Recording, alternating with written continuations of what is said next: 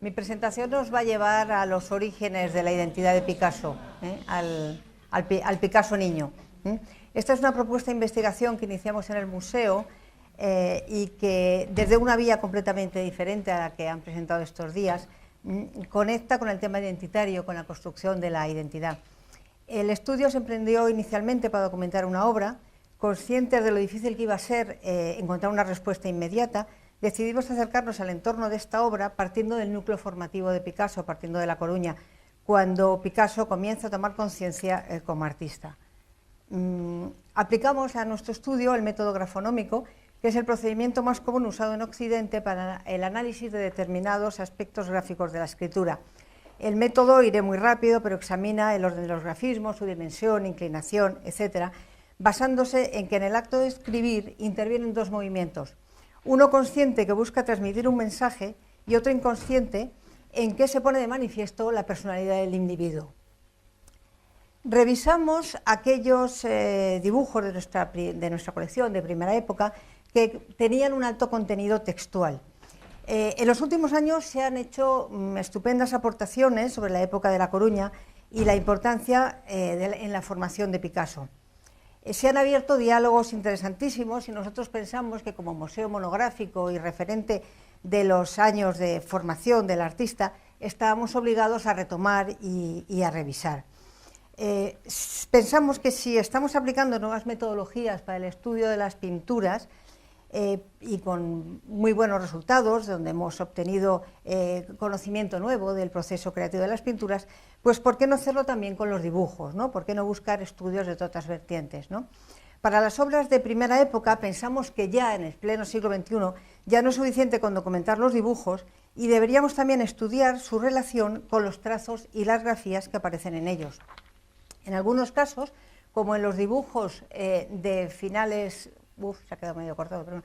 Como del curso, de final de curso 92-93, donde Picasso presenta este dibujo, tiene un sobresaliente con Accessit, vemos que el trazo supera en madurez a la caligrafía de la firma, que prácticamente no se ve, pero que es una firma realmente de niño, de lo que le correspondía por edad. Y sin embargo, en otras veces vemos que su caligrafía madura en paralelo a cómo madurará el trazo.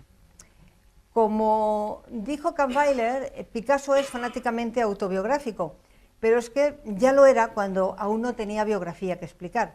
Por ejemplo, cuando deja testimonio de su primer intento de acuarela, como aquí, y emplea la escritura para personalizarlo. Como ven, tal como hablábamos ayer, la imagen tiene su equivalente en el texto. Firma para personalizar sus dibujos, pero también lo hace cuando simplemente los titula a través de la escritura. Obras como Azul y Blanco, por ejemplo, son diarios manuscritos donde conviven el Picasso caligráfico con el Picasso instintivo. En definitiva, el estudiante de bachillerato por la mañana y de arte por la tarde, y todo ocurría en el mismo edificio de la Escuela de La Coruña. Los libros de texto, por eso, pensamos que son otra cantera muy importante por explotar, porque además de guardar información sobre sus interacciones sociales, sus compañeros, etc., muestran aspectos de su manera de entender la superficie de trabajo y revela su precoz inteligencia espacial, en definitiva, la formación de su identidad. Para poder tener una visión más amplia del tema, desarrollamos el proyecto, o lo estamos desarrollando, porque de hecho es un proyecto que está en funcionamiento, lo desarrollamos sobre tres ejes. El primer eje, donde se estudió a Picasso en su primer ámbito académico, en La Coruña, que es lo que da de hecho origen al estudio, y donde se han cotejado una serie de documentos de Isidoro Brocos. Un segundo eje donde se han estudiado aspectos de su personalidad, analizando el trazo en el ámbito académico y en el ámbito libre. Y un tercer eje de estudio, que se ha hecho un estudio grafológico de la evolución formal y estructural de su firma desde el año 93. Perdonen, porque esto se me va a acabar cayendo y vamos a hacer un desastre. Perdón. Recuerden que este estudio lo habíamos iniciado inicialmente para documentar una obra. Durante el proceso de restauración del retrato de la madre, descubrimos por su reverso un dibujo inédito, que, bueno, algo ha fallado aquí, bueno, es igual, tenía que haber girado la obra para explicar que el dibujo que aparece está en el reverso, pero nos ha fallado algo porque tenía que haber hecho un movimiento, el PowerPoint. Bueno, Este dibujo inédito que el museo denominó personaje con pipa, nosotros a partir de ahora lo vamos a llamar documento A, porque estamos haciendo un estudio muy técnico. No me voy a detener en hablar del tema, en qué consistió la restauración, porque lo tienen ustedes publicado extensamente en la web del museo. Decir muy rápidamente que aprovechar los papeles fue una práctica habitual en el joven Picasso. El problema que se nos planteó con este hallazgo era que el museo no tenía ninguna referencia de esta obra. La necesidad de estudiarla en toda su dimensión para poderla incluir debidamente documentada como nuevo ingreso fue lo que nos llevó a iniciar esta investigación. El primer paso que hicimos fue buscar analogías que nos ayudaran a situar el documento.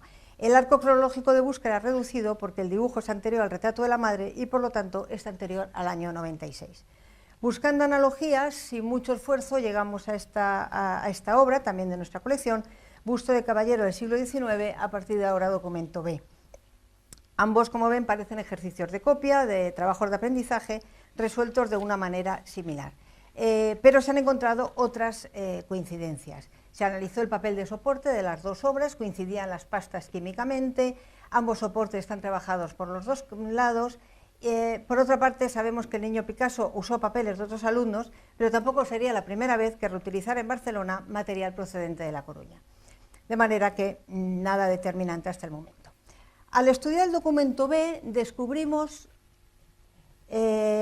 dos detalles. El número 2, que ya lo tenía a la derecha, no se ve, lo siento, que estaba ya documentado en el museo, y un grafismo a tinta violeta a la izquierda, que algo ven, con las iniciales YB o tal vez GB, porque después analizando el trazo de Isidoro Brocos, ahí entramos en duda. El trazo de la izquierda nunca había sido documentado. Nos centramos, por tanto, en el estudio del grafismo pensando que podía corresponder al visto bueno del profesor. Esta era una práctica de corrección habitual en las escuelas de Bellas Artes en el siglo XIX. Por lo tanto, nos centramos en buscar la identidad del profesor. Puesto que el documento lo situamos en La Coruña, allá nos vamos al curso 93-94, donde Picasso recibe formación de varios profesores, su padre entre otros, y uno que fue clave, que le dio clase de dibujo de estatua, de dibujo de yeso, que fue Isidoro Brocos, cuyas iniciales IB coincidirían. Es en este momento en que incorporamos al proyecto a una grafóloga para poder abordar el estudio con una metodología diferente. Pues os decía al inicio que nuestra visión la hemos aplicado desde un punto de vista diferente. Aplicamos el método grafonómico a diferentes documentos originales de Isidoro Broco, cotejando la grafía que había aparecido en El Caballero del 19 con diversas grafías de Isidoro Brocos, firmas de documentos oficiales y también dibujos de Brocos y textos, manuscritos de Brocos y firmas de dibujos de Brocos de diversas colecciones, la nuestra entre otras, que tenemos un carnet de dibujo y otras facilitadas por coleccionistas de La Coruña y particulares de La Coruña. En paralelo, entre los dibujos de primera época que estábamos revisando, que como les decía al principio, hicimos la revisión de todos los dibujos, descubrimos otro dibujo interesante con una inscripción en una obra de Picasso llamada Paloma y otros dibujos, ahora documento C. En esta obra aparecen diversos dibujos, diversas anotaciones, diversas grafías, entre otras las siglas, perdón, esto es un poco complejo, vale, entre otras las siglas MMGB, con aspectos gráficos parecidos con la letra de Isidoro Brocos que estamos estudiando. Les recuerdo que el método que hemos aplicado es el método grafonómico, ya no me extiendo más, que estudia de una manera sistemática una serie de aspectos y subaspectos gráficos de la escultura, ejes predominantes, legibilidad, etcétera, etcétera, ¿no? De esta manera fuimos cotejando a tres bandas los documentos, el anagrama del documento B, la letra que aparece en el dibujo de Picasso o documento C y las distintas grafías de Isidoro Brocos. Muy rápidamente decirles como conclusiones a esta primera parte del estudio, vimos que había, aquí tenemos como hemos ido o como ha ido siguiendo el proceso grafológico, las primeras conclusiones es que son coincidentes algunos aspectos gráficos, como la tensión, la forma, velocidad, dirección, inclinación, etc. Sin embargo, no son coincidentes otros aspectos gráficos, como el orden espacial, algunos gestos tipo y, sobre todo, incide el informe grafológico, la firma. Bueno, lamento que quede arriba. El estudio grafológico concluyó en que el grafismo a tinta violeta famoso del documento es un visé, no una firma, es decir, un visto bueno del profesor. Por una parte, es un visé. Por una parte, esto refuerza nuestra teoría inicial de que podía tratarse de una corrección de ejercicio, pero a la vez nos obliga a replantear el estudio y buscar otros posibles visés, por lo que esta parte del estudio en estos momentos lo tenemos en proceso, buscando otros posibles visés de Isidoro Brocos. Por lo que respecta al documento C, dibujo de Picasso, el estudio grafológico cuestionó que todas las inscripciones que aparecen en la obra, o en este lado de la obra, porque la obra está trabajada por los dos lados, correspondan a una misma mano. Y de serlo, cito textualmente el informe, tienen diferente intencionalidad. Lamento que no se ve muy bien, pero como ven, vea la diferencia entre la inscripción invertida José Conchado, que se ve en el recuadro de arriba, Coruñez, de 17 años, con quien comparte aula Picasso en el curso 92-93, con la delicada inscripción MMGB, que según estudiosos picasianos podía corresponder a María Méndez Gil Brandón, también compañera de Picasso, en este caso en el instituto. Pero como ven, son escritos completamente diferentes. Estamos ante el niño Picasso imitando la firma de Brocos o la letra de Brocos, tal como la hace también con la de Amorós o con la de su propio padre. En fin, son retazos de un diario íntimo que estamos intentando reconstruir. Sabemos que la hermana de María, Ángeles, aparece en forma de anagrama en diversos dibujos de texto, y ahora también vemos que aparece su hermana María Gilberto, ¿no? Esto nos lleva a la segunda parte de nuestro estudio, en el que lo que hemos hecho ha sido estudiar aspectos de la personalidad del niño Picasso, tanto en el ámbito académico como en el ámbito libre. Ya nadie pone en duda la interrelación de la escritura, como caligrafía aprendida y escritura libre, y el trazo y el dibujo en este momento, y cómo se plasma gráficamente en las primeras etapas de su formación. Después del informe vemos que su grafía cambia dependiendo del tipo de documento y del formato, pero también lo incorpora a los dibujos como un elemento más, como cuando utiliza 2 ochos para representar los ojos de un torero en un dibujo del año 92-93.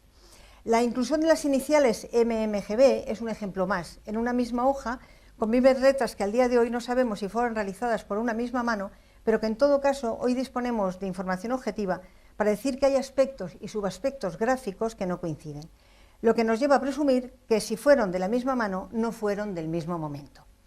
En la obra adulta el trazo caligráfico tiene un valor plástico autónomo, sobre papel, cerámica, grabado, pintura, pero la diferencia es que en la obra adulta el trazo o está documentado o es documentable. Por eso pensamos que en la obra de formación es necesario hacer una revisión específica que ayude a comprender la información textual, en ocasiones, como hemos visto, contenida en una misma obra. Estudiar al artista, o si me permiten la broma, al proyecto de artista, como un proceso dinámico, nos dará una visión nueva de la personalidad del joven Picasso. La transformación de su escritura, dependiendo del tipo de documento que escribe, revela aspectos fundamentales para entender la obra y el carácter polifacético. Nosotros hemos hecho una pequeña incursión seleccionando estos 5 dibujos, 4 de ellos son nuestros y el central La Coruña del Museo Picasso de París, por lo tanto 4 se han estudiado en directo y 1 a través de imágenes. Hemos seleccionado estos 4 dibujos y de nuevo se han analizado los mismos aspectos gráficos de los que hemos hablado, pero ahora aplicados a un conjunto de dibujos con texto. Descubrimos que la grafía del joven Picasso cambia y se adapta dependiendo del momento en el que escribe y con el formato que utiliza. Como conclusiones, y pasaré bastante rápido, a las obras analizadas, revelan la versatilidad de una persona con grandes habilidades motrices. Les recuerdo que estamos hablando de un Picasso de 13 años. Es capaz de ordenar y planificar y a su vez es capaz de dejarse llevar por impulsos creativos y descontrolar el trazo. Ya en el año 93, apenas que se ha quedado cortada, pero bueno, usa la perspectiva en estos tubos de pintura y las 3 dimensiones, emplea el papel en cualquier dirección y las simetrías en ornamentos y cenefas para estructurar los espacios, que son detalles que revelan su inteligencia espacial, su capacidad para percibir la realidad, apreciando tamaños, direcciones y relaciones espaciales. Destaca el uso del espacio en blanco, los márgenes y cómo los ocupa. Tan importante es lo que traza como lo que deja en blanco. Como ven, es esta Picasso en formación que se va a expandir en los años siguientes. La capacidad de escribir y dibujar en cualquier dirección del soporte que extenderá sus dibujos de finales de siglo en su correspondencia a la época azul y, por qué no, en su cerámica de los años 70. Su grafía revela la habilidad de hacerse entender cuando lo desea, pero a la vez es capaz de trazar líneas ilegibles. Sus procesos se basan en la asociación de ideas y la lógica deductiva. Como vemos, hay dominio de la caligrafía, y sobre todo este uso ya, lamento porque no se ve, ha quedado tapado en la parte de arriba, de la tercera dimensión, tan magistralmente usado en la revista La Coruña. Como digo, hay dominio de la caligrafía, y aunque en azul y blanco varía de anverso a reverso, porque también hay un arco cronológico diferente, sigue el modelo aprendido, igual que ha demostrado ser capaz ya en este momento de copiar fielmente un yeso. Puede respetar las formas cuando se dirige a los demás, por ejemplo en las revistas Azul y Blanco en La Coruña, o ir a formas mucho más personales y creativas. Esto lo vamos a ver en los 3 documentos libres, no documentos, los 2 primeros donde había tanta caligrafía, donde, por ejemplo, en el documento de la derecha, ven ustedes borriquillo y borriquilla, ven una escritura constreñida, con cierta represión, porque Picasso está escribiendo un pequeño texto con de cierto carácter sexual, cierto carácter pícaro, ¿no? Mientras que en el documento de la izquierda, el niño disfruta con la escritura y lo manifiesta escribiendo con líneas curvas y dilatadas. Este lápiz es muy bueno, me gusta escribir con él, es lo que pone el documento de la izquierda.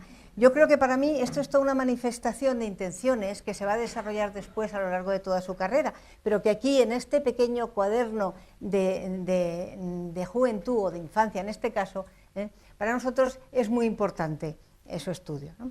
Y esto nos lleva ya, he hecho simplemente unas pinceladas muy rápido, a la tercera parte del estudio. Lo que hemos hecho ha sido hacer un estudio de su firma de una serie de obras de nuestra colección entre el 93 y 1905. La firma es un proyecto vital y un cambio de firma suele acompañar un acontecimiento vital. Con la firma se identifica, se asegura la identidad, y en el caso de los artistas plásticos, la firma se convierte en su logo personal. El objeto de esta tercera parte del estudio ha sido analizar la evolución de su obra a través de la metamorfosis de diferentes firmas de infancia y juventud. Lo que a nosotros nos interesa es ver cómo ha cambiado su obra, no cómo ha cambiado su firma, pero es que su firma nos está revelando muchos detalles.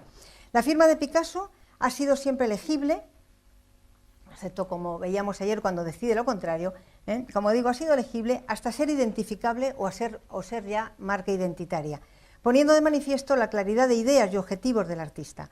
Pasa de imitar los rasgos de su modelo, su padre, a introducir el segundo apellido, pero no es tan simple como que simplemente elimina el apellido Ruiz. Tenemos este ejemplo, yo he buscado una serie de ejemplos de nuestra colección, partiendo de los orígenes, que realmente eran muy significativos. En la pequeña tablilla, la casa de campo, tiene una doble firma. Una primera firma que no ven a su izquierda, pero la he marcado con un recuadro, donde Picasso la tapa, la cubre, no la deja visible. Curiosamente, la que después hace a la derecha, al lado, la visible, es mucho más ambiciosa que la que queda cubierta. La oculta, además, también enmascara una fecha, ¿no? Si comparamos este estudio de perspectiva con los dibujos de azul y blanco y la perspectiva de los tubos de colores en azul y blanco, vemos que aquí en esta pintura aún falta mucho conocimiento de la perspectiva, por lo que tal vez podíamos llegar a precisar a través de las distintas firmas que aparecen en azul y blanco y la firma que aparece aquí, podíamos llegar a precisar mucho más sobre la fecha de ejecución de esta pintura, porque en Picasso 1 año, 12 meses es mucho tiempo. Vemos aquí la firma de la derecha, la visible, el trazo descendente en las letras mayúsculas. Este trazo descendente que va a seguir apareciendo. La siguiente selección son 2 obras dedicadas a su madre, que de hecho era el origen de nuestro estudio. La de la izquierda, del año 95, con esta P del trazo todavía muy conectada con la casa de campo, con la obra anterior, a pesar de ser 2 años más tarde. Sigue el mismo trazo descendente, pero aquí la rúbrica está unida, lo cual grafológicamente lo liga a la madre, ¿no? Es un homenaje simbólico a la madre. pero donde realmente hace Picasso un homenaje a su madre es en el año siguiente, en el año 96, cuando retrata el retrato de la madre al pastel, donde cambia la composición y la estructura de la firma, añade el apellido materno. Es decir, hace una especie de homenaje consciente e inconsciente al modificar la firma. Homenaje consciente haciendo este retrato de estas dimensiones, ya queriéndose emular a un retratista y a un pastelista consagrado, e inconsciente al modificar claramente, inconscientemente la firma, ¿no? También esta obra, curiosamente, tiene una firma oculta. Debajo de la firma visible actualmente hay una firma que Picasso oculta con la pintura al pastel y que tenemos proyecto de estudiarla con infrarrojo próximamente. La siguiente obra, paso muy rápido, que hemos seleccionado es dos obras del año 96, una obra académica, una obra realizada de manera rigurosa para presentarla a un concurso nacional, como es Primera Comunión a la derecha, donde vemos que continúa manteniendo esa estructura grafológica de los años anteriores, de la P con el trazo, pero la obra comienza ya a reposarse en una horizontal, lo cual grafológicamente aporta mucha información. Y sin embargo vemos Montañas de Málaga, una pintura ambiciosa, una pintura con estudios previos, una pintura que Picasso la trabaja y mucho, pero que por otra parte es extraordinariamente moderna de ejecución. Entonces, aquí también la firma tiene su reflejo en la firma deja de ser descendente, hay la introducción de las letras mayúsculas en el centro, no lo ven muy bien, pero después de Picasso aparecen letras mayúsculas, incluso utiliza dos colores para hacerse ver, porque empieza escribiendo con un marrón muy parecido al color terroso de la siguiente zona y cambia de color, es decir, hay una intencionalidad del niño Picasso de marcar su cuadro, ¿no? Las dos siguientes pinturas son dos pinturas de 2 años diferentes, pero donde también vemos cómo la evolución de la pintura, la maduración de la pintura, queda claramente reflejada en su firma. No solamente porque reduce el apellido paterno a la primera letra, como en el caso de Las Rosas, aunque lo retoma 2 años después en el retrato de un desconocido, pero la firma cada vez va ganando velocidad, seguridad, horizontalidad. Todos esos son rasgos grafológicos que lo que demuestran es seguridad en sí mismo, madurez del artista. Por otra parte, yo en la obra de la derecha, Retrato de un desconocido, veo además un claro ejemplo de cómo Picasso construye su mito. Es una obra pintada encima de una academia probablemente del año 96, que Picasso recorta, tapa, olvida sus épocas anteriores y reescribe su propia historia, construyendo, como digo, su nuevo momento, ¿no? Muy rápidamente, termino rápidamente, una obra grafológicamente interesantísima y que lo que demuestra es el alarde de inteligencia espacial que hace aquí Picasso. No solamente porque usa las mayúsculas que se relacionan con una necesidad de perfección, de dar la mejor versión de uno mismo al artista, sino porque utiliza esta firma en espejo. Esta firma como invertida, como les digo, es una demostración de una enorme capacidad de inteligencia espacial en un artista, ¿no? Y al lado de esta obra seleccionamos para nuestro estudio La Chata, una obra del 99, donde Picasso quiere enmascarar su personalidad, introduciendo su firma, que ha reducido a las iniciales mayúsculas, introduciéndola en 3 círculos irregulares. Esta firma ya la usa en su cuaderno de Madrid, de época no particularmente del gusto de Picasso, y después, curiosamente, la vuelve a utilizar en ejemplos, por ejemplo, como cuando ilustra la revista Fufu, y utiliza el apellido Ruiz para pasar desapercibido, pero además vuelve a utilizar este círculo, ¿no? Seguimos viendo cómo la obra pictórica de Picasso evoluciona, la firma va ganando velocidad a medida que él se va independizando de lo que es ese aprendizaje académico y va tomando otros derroteros. Su firma gana velocidad, desea obtener sus objetivos con celeridad, lo cual lo refleja en la horizontalidad de la firma. Y un punto muy importante cuando incorpora los dos guiones, que dan simetría a la firma, pero también están protegiendo al individuo, al artista, del futuro y del pasado, está concentrando en su obra actual. Guiones que mantendrá a lo largo de 1901, donde ya su proyecto artístico ha tomado ya su dirección, la obra cada vez se simplifica más, elimina definitivamente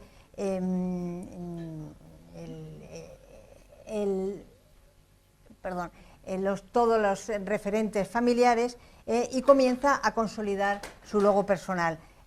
Logo personal que irá consolidando, que irá evolucionando a lo largo de todo el periodo azul, y yo voy a acabar con esta obra de 1905, donde ya Picasso tiene su marca de identidad reconocida. Este estudio, como les digo, es un estudio que seguirá avanzando, porque lo que consideramos importante es poder documentar no tanto las pinturas, pero sí los dibujos de nuestra colección, comparando realmente la evolución de su grafía con la evolución de su trazo. Acabo con esta frase, bueno, la frase no está, de Picasso, que dice: mi firma es como un dibujo, la invento cada vez, no hay dos iguales. Efectivamente, pues no hay dos firmas iguales, pero lo que hoy sí que sabemos es que aquellas ejecutadas por la misma mano poseen unos trazos característicos difíciles de imitar y que, como hemos visto de una manera muy rápida ya desde niño, son perfectamente reconocibles. Muchas gracias.